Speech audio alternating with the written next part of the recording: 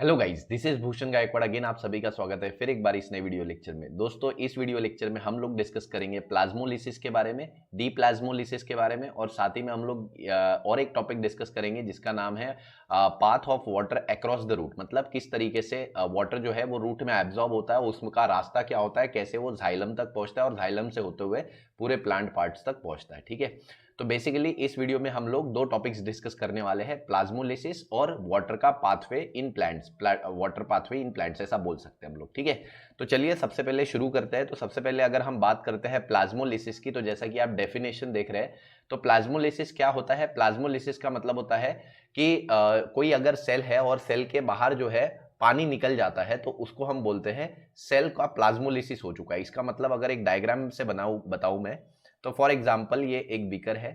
ठीक है, ये एक बीकर है, बीकर में एक सेल है। ठीक है, बीकर में ऐसा सॉल्यूशन है जो हाइपरटोनिक है। अब हाइपरटोनिक सॉल्यूशन क्या होता है आप लोगों को पता है। हाइपरटोनिक सॉल्यूशन वो सॉल्यूशन होता है जिसमें बहुत सारा सॉल्यूट है। ठीक है, तो ये एक हाइपरटोनिक सॉल्यूशन है, हाइपरटोनिक सॉल्यूशन है ये।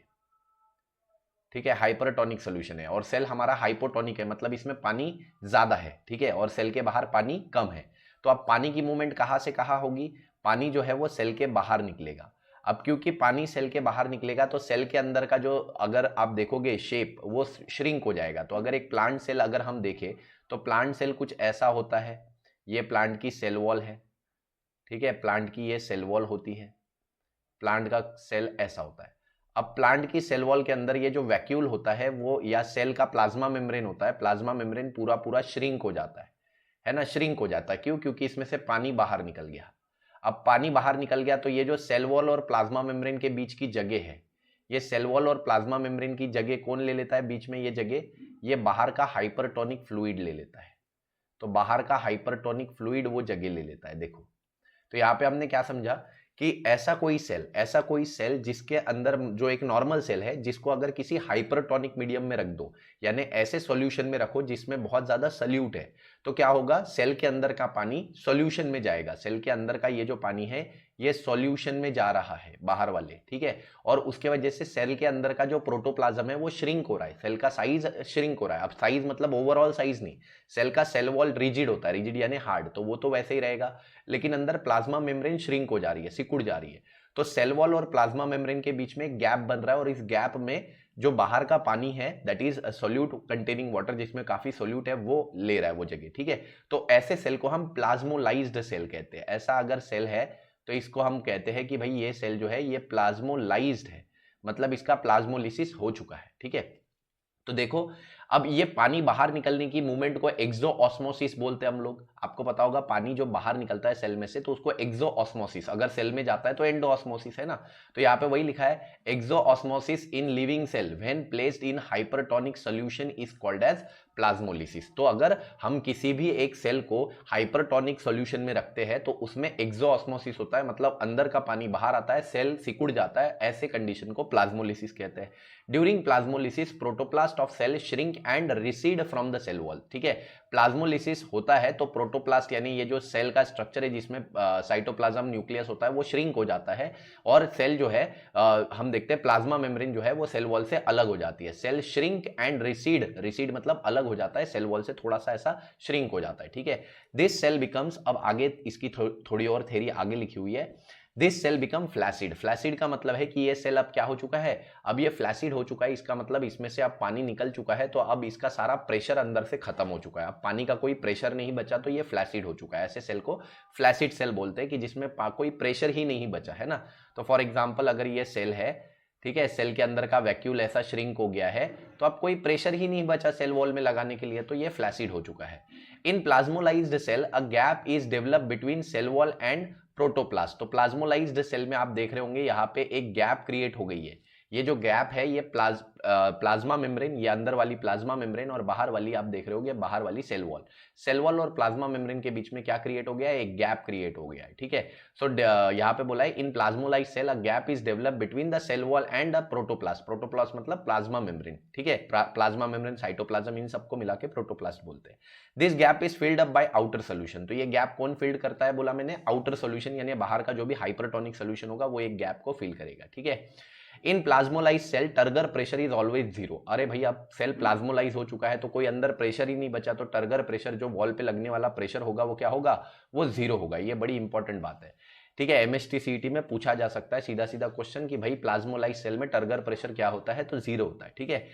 When such cell placed in hypotonic solution, अब ऐसे सेल को मैं ऐसे सॉल्यूशन में रख दूं जिसमें बहुत सारा पानी है। अगर ऐसे सेल में रख दूं जिसमें बहुत सारा क्या है, पानी है, तो अब इसमें तो पानी है, तो पानी कहाँ मूव करेगा, ये सेल में पानी बहुत कम है, यहाँ पानी बहुत ज्यादा है, तो अब पानी कहाँ मूव करेगा, अंदर, एंडोऑस्मोसिस होगा। एंडोऑस्मोसिस होगा तो सेल का प्रोटोप्लाज्म फिर से फुल हो जाएगा, सेल वॉल पे प्रेशर एक्सर्ट होना चालू होगा, तो एंडोऑस्मोसिस की वजह से डीप्लाज्मोलिसिस होगा, मतलब सेल वापस जैसा था वैसा हो जाएगा, है ना। तो डीप्लाज्मोलिसिस बोलेंगे, ठीक है, मतलब हम बोलेंगे डीप्लाज्मोलिसिस हो गया।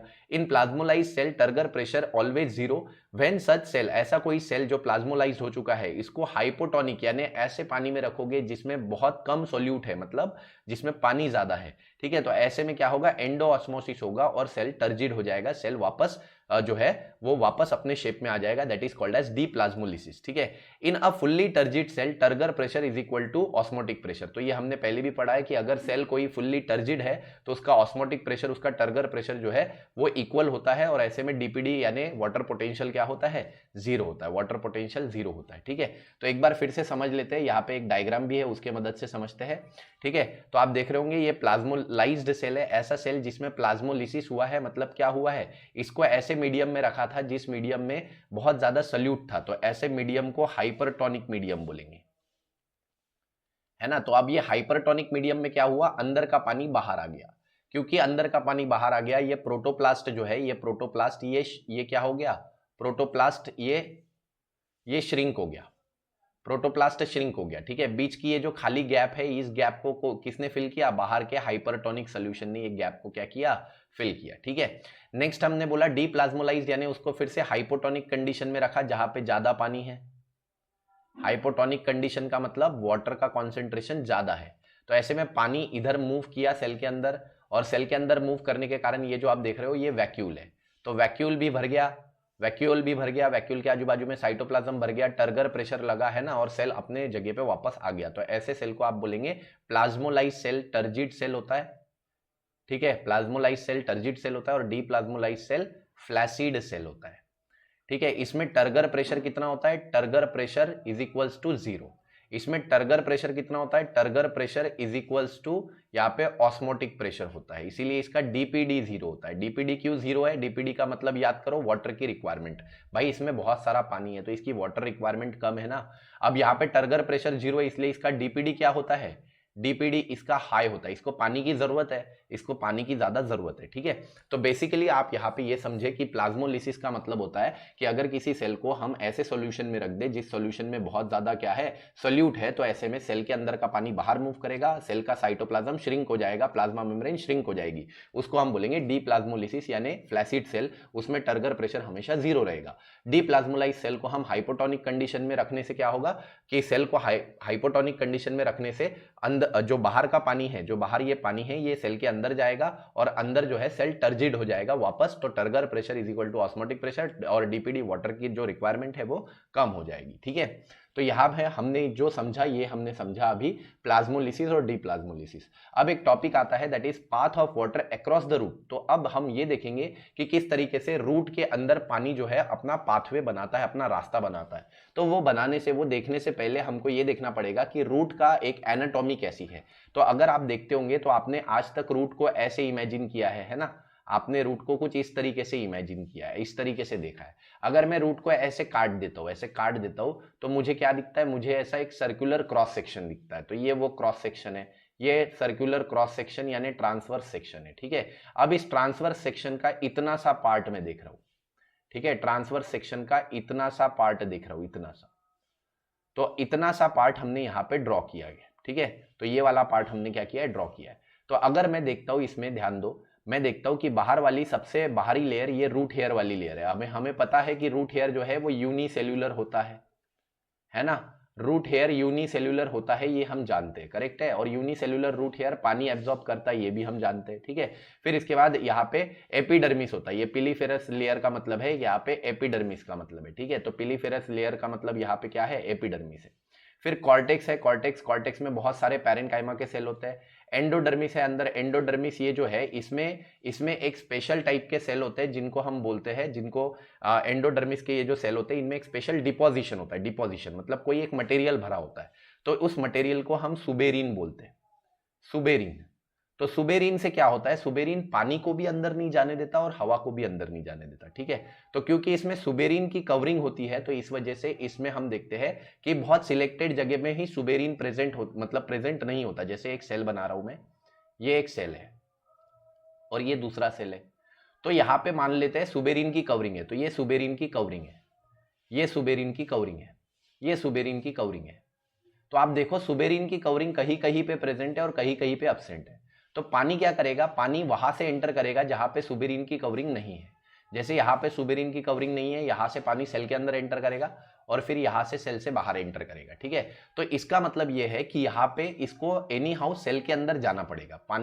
पानी ऐसा घूम के नहीं जा सकता। घूम के इसलिए नहीं जा सकता क्योंकि यहां पे और एक सेल होगा, ठीक है। तो आप देखो ये पूरे सेल ऐसे सर्कुलर मैनर में अरेंज है। तो अगर पानी को अंदर जाना है, पानी को अंदर जाना है यहां से अंदर ऐसे यहां पे, तो यहां जाने के लिए उसको क्या करना पड़ेगा, सेल के अंदर घुसना पड़ेगा, एंडोडर्मिस के सेल के अंदर जाना पड़ेगा और फिर अंदर जाने के बाद बाहर निकलना पड़ेगा दूसरे साइड से यहां, ठीक है। फिर यहाँ पे जाइलम है, आप देख रहे होंगे यहाँ पे फ्लोएम है, जाइलम है, ठीक है। तो ये जो है ये वाले जो आप रेड कलर के देख रहे हो ये जाइलम है, ठीक है। तो जाइलम के बारे में भी यहाँ पे दिया होगा, ये देखो मेटाजाइलम, प्रोटोजाइलम ऐसा दिया हुआ है, ठीक है। तो इतना डिटेल में आपको देखने की जरूरत नहीं है कि मेटाजाइलम प्रोटोजाइलम क्या होता है, अगर याद है तो बहुत अच्छी बात है, ठीक है।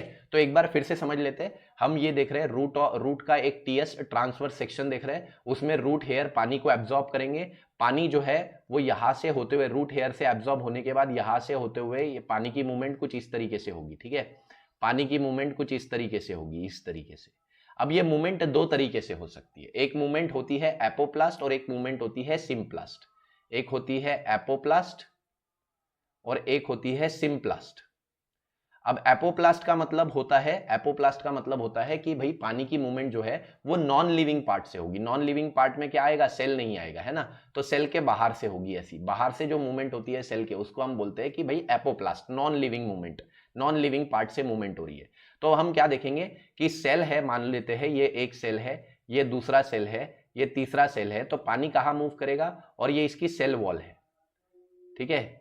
ये अंदर प्लाज्मा मेम्ब्रेन, ये ऐसे सेल है, ठीक है, ऐसे सेल है। तो पानी कहां से मूव करेगा, पानी या तो इनके बाजू से मूव करेगा, या तो इनके बाजू से मूव करेगा, या सेल वॉल के अंदर से मूव करेगा। सेल वॉल और प्लाज्मा मेम्ब्रेन के बीच में जो गैप होती है ना, उससे मूव करेगा। तो आप एक बार फिर से देखो, ये हमने बोला ये एक सेल है और ये इसका सेल वॉल है। तो हमें पता है सेल वॉल एक क्या पार्ट है, नॉन लिविंग पार्ट है। सेल वॉल में भाई डिपोजिशन है सिर्फ सेल्यूलोज का, मेन लिविंग पार्ट तो यहाँ पे है प्लाज्मा मेम्ब्रेन के अंदर। तो हम क्या देख रहे हैं, अगर पानी का मूवमेंट यहां से हुआ, ध्यान दो, अगर पानी का मूवमेंट जो है वो यहां से होता है, ऐसे ऐसा मूवमेंट होता है, मतलब प्लाज्मा मेम्ब्रेन के बाहर लेकिन सेल वॉल के अंदर, प्लाज्मा मेम्ब्रेन के बाहर लेकिन सेल वॉल के अंदर। तो सेल वॉल से अगर मूवमेंट होता है तो उसको भी एपोप्लास्ट बोलेंगे। तो एपोप्लास्ट का मतलब क्या है कि आउटसाइड द सेल, सेल के बाहर बाहर से मूवमेंट होगा, या फिर हम बोलेंगे कि सेल वॉल और प्लाज्मा मेम्ब्रेन के बीच में से मूवमेंट होगा, तो उसको एपोप्लास्ट बोलेंगे। लेकिन अगर कभी मूवमेंट सेल के अंदर से होता है, डायरेक्ट सेल के अंदर से मूवमेंट होता है ऐसा, तो उसको हम बोलेंगे symplast. Symplast that is movement from the living part of the cell, that is from inside the cell. तो मान लो ये पानी एब्जॉर्ब हुआ और डायरेक्ट सेल के अंदर से होते हुए आ गया, ठीक है। तो उसको हम बोलेंगे सिम्प्लास्ट। यहां पे क्या हुआ कि सेल के अंदर से नहीं आया, अपनी जगह बचाते बचाते आया, ठीक है। तो उसको बोलेंगे दैट इज एपोप्लास्ट, ठीक है। तो दो तरीके का ट्रांसपोर्ट होता है। और कहां से ट्रांसपोर्ट होता है, तो सबसे पहले पानी रूट हेयर से एब्जॉर्ब होता है, एपिडर्मिस को क्रॉस करते हुए कॉर्टिकल सेल से पास होता है। कॉर्टिकल सेल से वो एंडोडर्मिस को क्रॉस करता है। एंडोडर्मिस में एनी हाउ उसको सिम्प्लास्ट लेना पड़ेगा, लॉजिक लगाओ, यहां आजू बाजू से जा नहीं सकता तो अंदर से ही जाना पड़ेगा जहां पे सुबेरिन एब्सेंट है। इस सुबेरिन की कवरिंग को कैस्पेरियन स्ट्रिप बोलते हैं। तो आप अगर देखोगे पूरा ये सर्कल जो है उसमें सुबेरिन है, तो उस पूरे सर्कल को कैस्पेरियन स्ट्रिप बोलते हैं। तो कैस्पेरियन स्ट्रिप को क्रॉस करते हुए यानी कि एंडोडर्मिस में से सिम्प्लास्ट पाथवे से होते हुए अंदर उसको किस में जाना पड़ेगा, अंदर जाना पड़ेगा। ये इसको स्टील बोलते हैं। ये जो रीजन होता है ना, ये जो आपको सर्क्यूलर रीजन दिख रहा होगा, इसको स्टील बोलते हैं। स्टील या स्टीली भी बोल सकते हैं आप। तो स्टीली के अंदर जितना भी रीजन होता है उसको स्टेलर रीजन भी बोलते हैं, स्टेलर। तो इस स्टेलर रीजन में जाएगा पानी। स्टेलर रीजन में किसके पास जाएगा? वो जाइलम। जाइलम में भी दो पार्ट होते हैं, प्रोटोजाइलम, मेटाजाइलम, ठीक है। तो रूट में अगर आप देखते होंगे तो रूट में क्या होता है? रूट में प्रोटोजाइलम बाहर की तरफ होता है। तो ये जो आपको छोटे छोटे वेसल दिख रहे हैं, ये छोटे छोटे वेसल ये बाहर है, इसको प्रोटोजाइलम बोलते हैं, और ये बड़े वाले वेसल अंदर है, इसको मेटाजाइलम बोलते हैं, ठीक है। बाकी देखो कैस्पेरियन स्ट्रिप के बारे में भी यहाँ पे लिखा हुआ है कि सुबेरिन की ये जो कवरिंग होती है इसकी, इसको कैस्पेरियन स्ट्रिप बोलते हैं। तो चलिए देखते हैं, शुरू करते हैं हमारे टॉपिक को बाय थ्योरी, ठीक है। तो सबसे पहले बात करते हैं path of water across the root that is from epiblema to the xylem. Epiblema क्या है? बाहर के जो एपिडर्मल सेल है जिस पे रूट हेयर अटैच है उसी को एपिब्लेमा बोलेंगे, ठीक है। तो जिस पे रूट हेयर अटैच है उसी को हम क्या बोलते हैं? एपिब्लेमा बोलते हैं। तो देखो वाटर का एब्जॉर्प्शन कैसे होता है? वाटर का एब्जॉर्प्शन हम देखते हैं शुरू होता है इम्बिबिशन से। इम्बिबिशन यानी रूट का हेयर पानी एब्जॉर्ब करता है। रूट का हेयर जब पानी एब्जॉर्ब कर लेता है तो उस प्रोसेस को हम बोलते हैं कि भाई एंडोऑस्मोसिस हुआ है, पानी अंदर आ गया रूट के, है ना। रूट के अंदर जब पानी आया तो रूट का एक तरीके से रूट हेयर का साइज हल्का सा बढ़ गया, तो इम्बिबेशन हो गया, ठीक है। डिफ्यूजन की बात करते हैं, अब पानी जो है वो हाई कॉन्सेंट्रेशन से लो कॉन्सेंट्रेशन में आया, मतलब सॉइल से रूट में आया, मतलब अपने हाई कॉन्सेंट्रेशन से लो कॉन्सेंट्रेशन में आया, मतलब क्या हुआ? ऑस्मोसिस हुआ। तो इम्बिबिशन, डिफ्यूजन, ऑस्मोसिस, इसके तरीके से इस कारण से पानी अंदर आया, ठीक है। तीनों बात एक ही है, यानी ऑस्मोसिस हुआ, पानी अंदर आया, हाई कॉन्सेंट्रेशन से लो कॉन्सेंट्रेशन में आया। Consequently the cell become turgid. तो जिस सेल में आया वो सेल क्या हो गया? टर्जिड। अब एक डायग्राम की मदद से बताऊं मैं, ठीक है। एक डायग्राम के माध्यम से अगर मैं बताने की कोशिश करूं तो यहाँ पे बड़ी एक सिंपल सी बात हुई है कि ये मान लेते हैं ये रूट का एपिडर्मिस है, ठीक है। ये रूट का एपिडर्मिस है, ये रूट हेयर है, ठीक है। ये रूट हेयर है, ये रूट का एपिडर्मिस है, ठीक है। अब पानी कहां से मूव किया है? पानी बाहर से रूट हेयर से यहाँ पे मूव किया। हमको पता है अंदर वैक्यूल होता है, तो अंदर वैक्यूल के अंदर आ गया। क्योंकि पानी वैक्यूल के अंदर आ गया तो सेल टर्जिड हो गया, सेल पूरा भर गया पानी से, है ना।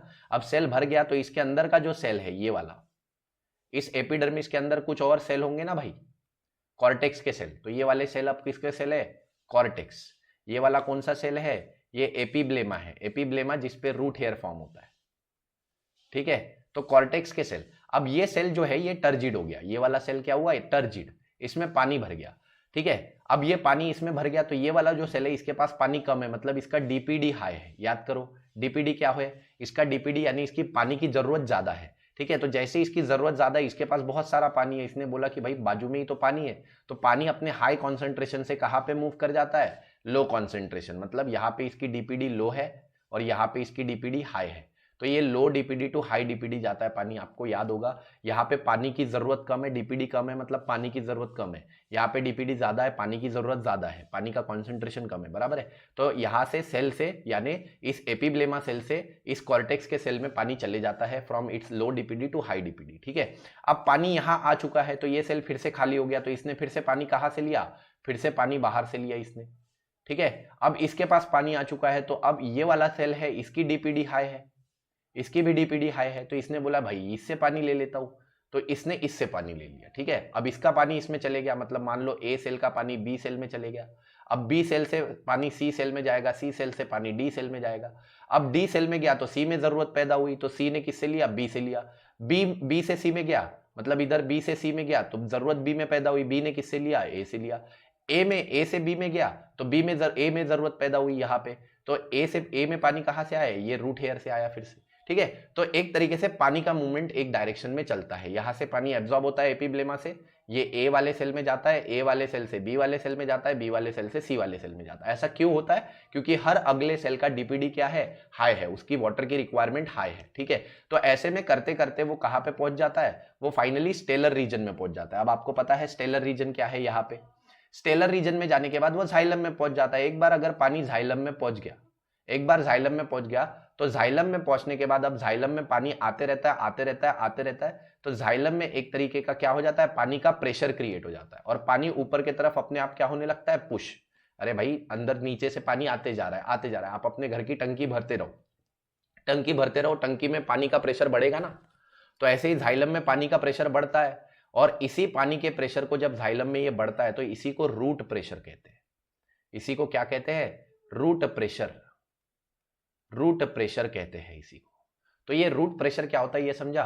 पानी रूट ने एब्जॉर्ब किया, ठीक है, फिर रूट ने एब्जॉर्ब करने के बाद एपिब्लेमा सेल से ये अगले सेल कॉर्टिकल सेल में गया क्योंकि उसकी डीपीडी हाई थी, फिर अगले सेल से उसके अगले सेल में गया क्योंकि उसकी डीपीडी हाई थी, करते करते ये कहा गया, ये चले गया जाइलम में। जाइलम में जब ये गया तो जाइलम में इतना पानी जमा हुआ कि जाइलम में एक प्रेशर क्रिएट होने लगा, उस प्रेशर के वजह से पानी अपने आप ऊपर मूव करने लगा, that is called as root pressure, ठीक है, उसी को रूट प्रेशर कहते हैं, ठीक है। तो इस रूट प्रेशर से पानी अपवर्ड मूवमेंट कर सकता है, तो ये पढ़ा हमने। अब ये एक और चीज कि पानी के ट्रांसपोर्ट होने के तरीके दो है, एक तरीका ये है कि भाई नॉन लिविंग पार्ट से ट्रांसपोर्ट हो जाए, इसको हमने एपोप्लास्ट बोला, ठीक है। नॉन लिविंग पार्ट कौन कौन सा, या तो सेल की गैप में से चला जाए, इंटरसेल्यूलर स्पेसेस में से, या सेल वॉल में से चले जाए, ठीक है। Transport of water either from intercellular spaces और फ्रॉम सेल वॉल, ठीक है, उसको हम बोलेंगे कि अपोप्लास्ट। अगर ट्रांसपोर्ट होता है पानी का सीधा फ्रॉम इनसाइड द सेल, ठीक है, through the cell, through protoplast, ठीक है, तो पानी का transport, if transport of water taking place through the protoplast, ठीक है, then it is known as the symplast, ठीक है। तो ये भी हमने देख लिया, एक बार इसकी थ्योरी भी देख लेते हैं। तो वाटर कैसे एब्जॉर्ब होता है, ठीक है, देखो यहाँ पे बोला है water is absorb by root hair and through imbibition diffusion osmosis. तो पानी कैसे एब्जॉर्ब हुआ, ऑस्मोसिस से एब्जॉर्ब हो गया। सिक्वेंटली सेल बिकम टर्जिड, अब सेल जो है वो एपिब्लेमा सेल टर्जिड हो गया, ठीक है। इट्स टर्गर प्रेशर इंक्रीजेस, उसका टर्गर प्रेशर इंक्रीज हुआ, बस उसकी डीपीडी कम हो गई। डीपीडी क्यों कम हो गई भाई, उसके पास बहुत सारा पानी है तो उसकी पानी की प्यास कम हो गई, डीपीडी कम हो गई, ठीक है। अगर आपको डीपीडी नहीं समझा तो मेरे प्रीवियस वीडियो देख लो एक दो बार, डीपीडी क्या है, डिफ्यूजन प्रेशर डेफिसिट क्या है देख लो, ठीक है। However the immediate adjacent cortical cell inner to it has more DPD, तो हमने वही बोला कि जो अंदर वाला कॉर्टिकल सेल है उसकी डीपीडी ज्यादा है, हमने यही बोला ना ऊपर कि ये वाला सेल इसकी तो डीपीडी कम हो गई, इसकी डीपीडी कम हो गई, लेकिन इसकी आज जो उसके ठीक एडजेसेंट बाजू में है उसकी डीपीडी ज्यादा है। तो अब पानी कहां से कहां मूव करेगा, from low DPD to high DPD. तो अब हम वही बोलेंगे however the immediately adjacent cortical cell has more DPD, ठीक है। सो यहाँ पे ऑस्मोटिक प्रेशर भी ज्यादा है, ज्यादा डीपीडी का मतलब ज्यादा ऑस्मोटिक प्रेशर है। Therefore cortical cell will suck water from the turgid root, तो कॉर्टिकल सेल अब पानी कहां से ले लेगा, टर्जिड रूट से ले लेगा, और उसके अगला वाला कॉर्टिकल सेल उससे ले लेगा, तो ऐसा होगा। Therefore, the cortical cell suck water from the turgid root hair cell, it is become turgid। तो अब ये टर्जिड हो जाएगा, और फ्लैसिड रूट हेयर, अब फ्लैसिड जो रूट हेयर है, जो भाई जिसने पानी दे दिया, अब वो वापस सॉइल से पानी एब्जॉर्ब करेगा, ठीक है। Now absorb water from soil, तो ये भी देख लिया। नेक्स्ट देखो, नेक्स्ट क्या लिखा है, water from turgid cortical cell is sucked by inner cortical cell. तो अब ये जो कॉर्टिकल सेल के पास पानी आया दूसरे सेल के पास, उसका पानी अब तीसरे सेल ने ले लिया, ये अब दूसरे सेल के पास पानी आया, ठीक है, इसकी डीपीडी कम हो गई, अब इसका पानी इसने ले लिया, बी ने ले लिया क्योंकि इसकी डीपीडी हाई थी, ठीक है। तो इस तरीके से ये पानी की मूवमेंट अंदर ही अंदर होते चले जाएगी, ठीक है। तो यहाँ पे बोला है a gradient of suction pressure is develop from cell of epiblema to cortex. तो एक तरीके का ग्रेडियंट है, ग्रेडियंट मतलब कि भाई जैसे जैसे आप आगे जाओगे, अंदर अंदर जाओगे, तो आपको डीपीडी ज्यादा मिलेगी, तो जैसे ज्यादा डीपीडी है तो उसके तरफ पानी ज्यादा फ्लो करेगा, ठीक है। तो पानी हमेशा अंदर ही अंदर फ्लो करेगा। देखो यहाँ पे इस डायग्राम से भी हम समझ सकते हैं, ठीक है, ये जो नीचे एक डायग्राम दी है इससे भी समझ सकते हैं कि यहाँ पे डीपीडी पहले हाई था, लो था क्योंकि इसने पानी ले लिया, अब पानी इस सेल में गया, इस सेल में इस सेल में गया, इस सेल से इस सेल में गया, इस सेल से इस सेल में गया, ठीक है। तो ऐसे अंदर अंदर जैसे आप जाओगे तो इनकी पानी की रिक्वायरमेंट बढ़ती जाएगी। तो अल्टीमेटली ये कहा गया, ये गया एंडोडर्मिस के पास। तो ये जो है, ये वाली जो लेयर है, ये वाली, ये देखो एंडोडर्मिस इसको बोला है। तो एंडोडर्मिस वाली ये जो लेयर है, इसको हाईलाइट करते हैं, एंडोडर्मिस वाली ये जो लेयर है इसमें कैस्पेरियन स्ट्रिप होती है। कैस्पेरियन स्ट्रिप का मतलब क्या है, सुबेरिन की लेयर। तो जहां सुबेरिन नहीं है वहां से पानी जाएगा और इधर निकल जाएगा, ठीक है।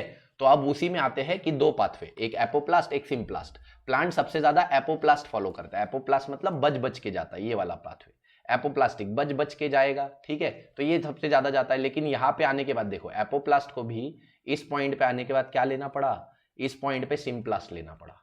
एपोप्लास्ट को भी यहाँ पे आने के बाद सिम्प्लास्ट लेना पड़ा। तो प्लांट अगर एपोप्लास्ट भी फॉलो करता है तो एंडोडर्मिस में सिम्प्लास्ट ही होता है, ये याद रखना, ठीक है। अब ऐसा क्यों है, तो ऐसा इसलिए है कि प्लांट अपने साथ बहुत सारी चीजें लेके जाता है, ठीक है, सिलिकॉन, गोल्ड, बहुत सारी चीजें लेके जाता है, बहुत सारे एलिमेंट लेके जाता है। उतने एलिमेंट के प्लांट को जरूरत नहीं होती। तो प्लांट क्या करता है, यहाँ पे कुछ चैनल रखता है, चैनल मतलब आने जाने के रास्ते। तो वो चैनल सिलेक्टेड चीजों को एंट्री देते हैं, सिलेक्टेड चीजें अंदर जाती है, सिलेक्टेड चीजों को अंदर एंट्री मिलती है, बाकी बिना काम की चीजें बाहर रहती है। ठीक है, तो इस तरीके से प्लांट अपना जो भी न्यूट्रिएंट है उसको फिल्टर करता है, मिनरल्स को फिल्टर करता है। ठीक है, तो ये हमने देखा। एक बार फिर से समझते हैं कि अब क्या हुआ, डीपीडी ग्रेडियंट के कारण पानी अंदर गया। ठीक है, consequently water move rapidly across the root through loosely arrange living cell of cortex. तो कंसिक्वेंटली पानी बड़े तेजी से इस कॉर्टेक्स से मूव करते हुए आगे बढ़ता है, followed by passage of cell of epidermis and finally into the cell of pericycle. तो ये एपिडर्मिस से होते हुए अंदर वाले इस लेयर में जाता है जिसको पेरीसाइकिल बोलते हैं। जैसे ही पेरीसाइकिल में जाता है तो पेरीसाइकिल से अब ये प्रोटोजाइलम में जाता है। प्रोटोजाइलम बाहर की तरफ होता है रूट में, मेटाजाइलम अंदर की तरफ होता है। ठीक है, तो इस तरीके से जाता है। अब जाने के कितने रास्ते हैं? 2 रास्ते हैं। ठीक है, जाने के 2 रास्ते हैं, एक एपोप्लास्ट है, एक सिम्प्लास्ट है। इसके ऊपर आएंगे, पहले ये देख लेते हैं। तो रूट प्रेशर की बात की गई है यहाँ पे। Absorption of water being continuous process, तो ये पानी का एब्जॉर्प्शन कंटिन्यूअस है, अंदर जाइलम में कंटिन्यूअसली जा रहा है। तो जाइलम में एक हाइड्रोस्टैटिक प्रेशर यानी पानी से एक प्रेशर क्रिएट होता है रूट के अंदर यानी जाइलम के अंदर, और इसी प्रेशर को रूट प्रेशर कहा जाता है। अब इसी रूट प्रेशर के वजह से वाटर जो है वो पेरीसाइकिल से हम देखते हैं कहां पे, मतलब एक तरीके से ये फ्लो जाइलम में ऊपर ही ऊपर पानी को पुश करता है। ठीक है, तो it is due to the root pressure water from pericycle is not only forced into xylem but also conducted upward against the gravity. यहाँ पे बोला है कि रूट प्रेशर ही वो चीज है जिसकी वजह से पानी न सिर्फ जाइलम तक जा रहा है बल्कि जाइलम से ऊपर भी जा रहा है। ठीक है, ये अगेंस्ट द ग्रेविटी के अगेंस्ट। ठीक है, अब ये 2 तरीके से पानी का ट्रांसपोर्ट हो सकता है, एक अपोप्लास्ट होता है, एक सिम्प्लास्ट। अपोप्लास्ट का मतलब होता है कि जब कोई पानी जो है ये सेल के बाहर से यानी इंटरसेल्यूलर स्पेसेस से जा रहा हो, water is either transporting from intercellular spaces और थ्रू द सेल वॉल, या पानी किससे जा रहा हो? सेल वॉल से जा रहा हो। तो when some amount of water passes across the root के थ्रू पास हो रहा है either by cell wall and by intercellular spaces of cortical cell। ठीक है, तो ऐसे पाथवे को एपोप्लास्ट बोलते हैं। अब जाइलम क्या है? डेड टिश्यू है।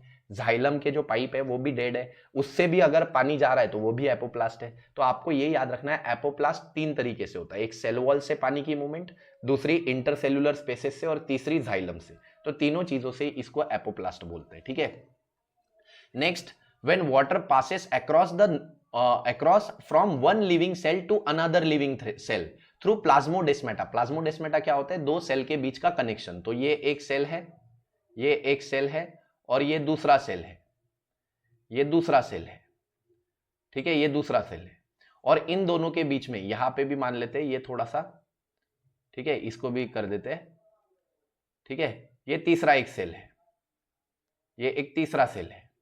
तो आप देखो यहाँ पे कनेक्शन है, ये कनेक्शन है, ये कनेक्शन है, जिससे पानी एक सेल से दूसरे सेल में जाता है। तो इन कनेक्शन को प्लाज्मोडेस्माटा बोलते हैं। तो प्लाज्मोडेस्माटा इस कनेक्शन से जब पानी एक सेल से दूसरे सेल में जाता है, ठीक है, मतलब लिविंग टिश्यू से जाता है पानी, लिविंग सेल से जाता है, तो उसको सिम्प्लास्ट पाथवे कहते हैं। It is also called as trans membrane pathway. Trans membrane क्यों? क्योंकि ये प्लाज्मा मेम्ब्रेन को क्रॉस करते हुए जा रहा है ना भाई। ठीक है, तो उसको हम क्या बोलेंगे? इसको ट्रांस मेम्ब्रेन या सिम्प्लास्ट पाथवे बोलेंगे। अब ये जो है ये भी जरा समझ लेते हैं। ठीक है, ये जो बॉक्स दिया है इसको भी समझ लेते हैं। तो बॉक्स में क्या बोला है? The apoplastic non living pathway provide root towards the vascular stele through free spaces and cell wall of the epidermis and cortex. मतलब यहाँ पे बोला है कि पानी की जो मूवमेंट है ये किसके थ्रू हो रही है? रूट के थ्रू हो रही है, और वैस्कुलर स्टील तक जा रही है। अब स्टील क्या होता है? मैंने बताया था, अंदर का जो सर्कुलर पार्ट होता है। ठीक है, देखो एक बार, अंदर का ये जो सर्कुलर पार्ट होता है इसको स्टील बोलते हैं, ये वाला पार्ट। ठीक है, तो स्टील तक जा रहा है पानी, ऊपर से होते हुए पानी कहां तक जा रहा है? स्टीलर रीजन यानी स्टील तक जा रहा है। ठीक है, अब नेक्स्ट हम बात करते हैं, नेक्स्ट 2 मिनट इसको थोड़ा सा एडजस्ट कर लेते हैं। ठीक है, अब पानी स्टील तक जा रहा है हमने बोला। Next, in an additional apoplastic route that allows direct access to the xylem and phloem is along the margin of the secondary route। यहाँ पे बोला है कि एक एडिशनल और रास्ता है। ठीक है, मतलब एक एडिशनल एपोप्लास्टिक रास्ता है जो डायरेक्ट आपको पानी ले जाके देगा कहां तक? रूट तक। आपने रूट का स्ट्रक्चर देखा होगा, ये रूट का स्ट्रक्चर है। आपने ये भी देखा होगा कि रूट से कुछ लैटरल रूट्स ब्रांचेस आती है। तो ये लैटरल रूट ब्रांचेस एक्चुअली कहां से डेवलप होती है? पेरीसाइकिल से। अब पेरीसाइकिल किसके अंदर होता है? एंडोडर्मिस के भी अंदर होता है। ठीक है, अगर आप यहाँ पे थोड़ा सा एनाटॉमी में जाओ, ठीक है, ये एनाटॉमी पे जाओ आप, 2 मिनट, आप इस एनाटॉमी को देखो जरा। यहाँ पे ये जो स्ट्रक्चर है ना, ये है पेरीसाइकिल। पेरीसाइकिल एंडोडर्मिस के भी अंदर है, और हमने बोला ये जो रूट की लैटरल ब्रांच निकल रही है ये पेरीसाइकिल से निकल रही है। तो अगर पानी पेरीसाइकिल के मार्जिन से होते हुए, इन मार्जिन से होते हुए अंदर जाता है तो ये डायरेक्ट अंदर चले जाता है, इसको एंडोडर्मिस को क्रॉस भी नहीं करना होता। ठीक है, तो ये बड़ा इंपॉर्टेंट चीज है कि एक बाईपास है यहाँ पे। बाईपास का मतलब है कि पानी डायरेक्ट जा सकता है जाइलम के पास विदाउट क्रॉसिंग एंडोडर्मिस। कैसे? ये लैटरल रूट की मार्जिन से होते हुए, लैटरल रूट की मार्जिन से होते हुए पानी डायरेक्ट एंडोडर्मिस के पास जा सकता है। ठीक है, तो यहाँ पे यही बोला है एन एडिशनल एपोप्लास्टिक पाथवे, एक एडिशनल एपोप्लास्टिक रूट है जो कि डायरेक्ट एक्सेस देता है टुवर्ड्स द जाइलम, ठीक है, and phloem. It is along the margin of secondary root. ठीक है, secondary root develop from pericycle, so a layer just inside the endodermis. तो एंडोडर्मिस के अंदर ये लेयर है, तो यहाँ पे डायरेक्ट रास्ता मिल जाता है हमको एंडोडर्मिस को क्रॉस करते हुए नहीं जाना पड़ता। हमने पढ़ा था कि एपोप्लास्ट भी हो रहा होगा तो एंडोडर्मिस को तो क्रॉस करना ही पड़ेगा, लेकिन लैटरल रूट के थ्रू अगर जाते हैं तो एंडोडर्मिस को क्रॉस करने की जरूरत नहीं है। Endodermis is characterized by a casparian strip. तो हमें पता है कैस्पेरियन स्ट्रिप होती है, सुबेराइज्ड लेयर होती है। ये सुबेराइज मतलब सुबेरिन की लेयर होती है, जहां से हवा पानी कुछ भी पास नहीं होता, लेकिन उसमें कुछ गैप्स होती है जहां से आने जाने के रास्ते होते हैं। Forces all to move the symplast in order to enter the vascular system। यहाँ पे बोला है कि सुबेराइज लेयर है, ये फोर्स करती है कि कोई भी पानी कैसा भी आ रहा हो उसको भाई सिंप्लास्ट से जाना ही पड़ेगा। तो यहाँ पे वही बोला है suberise layer that forces all to move through the symplast. तो कोई भी पानी कैसा भी पानी हो उसको सिंप्लास्ट से जाना ही पड़ेगा। किसके फोर्स के कारण? सुबेराइज लेयर एंडोडर्मिस के कारण। ठीक है, since secondary root grow through the endodermis, यहाँ पे बोला है a direct pathway of xylem and phloem is available that bypass the Casparian strip and allows the enter of vascular system without moving into the symplast. यहाँ पे बोला है कि भाई जो लैटरल रूट होते हैं, क्योंकि वो पेरीसाइकिल से ग्रो होते हैं, क्योंकि वो एंडोडर्मिस के अंदर होते हैं, तो ये डायरेक्ट एक बाईपास दे देते हैं, एक डायरेक्ट ऐसा रास्ता, एक बाईपास दे देते हैं, सीधा का सीधा सीधा अंदर बाईपास दे देते हैं जाइलम फ्लोएम तक। ठीक है, तो यहाँ पे पानी को या किसी भी चीज को अगर जो कि एपोप्लास्ट यानी लैटरल रूट से जा रही है, लैटरल रूट के एपोप्लास्ट से जा रही है, तो उसको एंडोडर्मिस को क्रॉस नहीं करना पड़ता, वो डायरेक्ट जाइलम के पास पहुंच जाती है। तो एक बाईपास मिल जाता है, सीधा सीधा शॉर्टकट मिल जाता है। ठीक है, तो इस वीडियो में हमने यही देखा कि भाई प्लाज्मोलिसिस क्या होता है, डी प्लाज्मोलिसिस क्या होता है, पानी का जो ट्रांसपोर्ट का ये है रास्ता है वो कैसा है। तो पानी के ट्रांसपोर्ट के लिए जो रास्ता है वो हमने देखा कि एपिब्लेमा सेल से पानी एब्जॉर्ब होता है, फिर होते हुए डीपीडी के मदद से, डीपीडी के कारण वो अंदर अंदर ट्रांसपोर्ट होता है। तो एक सेल का डीपीडी लो है, दूसरे सेल का हाई है, जिसने पानी लिया, जिसके पास पानी है। तो अब यहाँ पे जो लो डीपीडी है वहां से हाई डीपीडी की तरफ पानी जाता है। ठीक है, तो जो सेल है जिसमें बहुत सारा पानी है उसका डीपीडी लो है। ठीक है, तो हमने ये पढ़ा कि एक सेल है जिसमें बहुत सारा पानी है, तो पानी जिसका बहुत सारा पानी है तो इसका डीपीडी क्या है? लो। एक सेल है जिसमें पानी जो है कम है, सॉरी थोड़ा बड़ा हो गया ये। ठीक है, एक सेल है जिसमें पानी जो है वो कम है, तो इसका डीपीडी हाई है।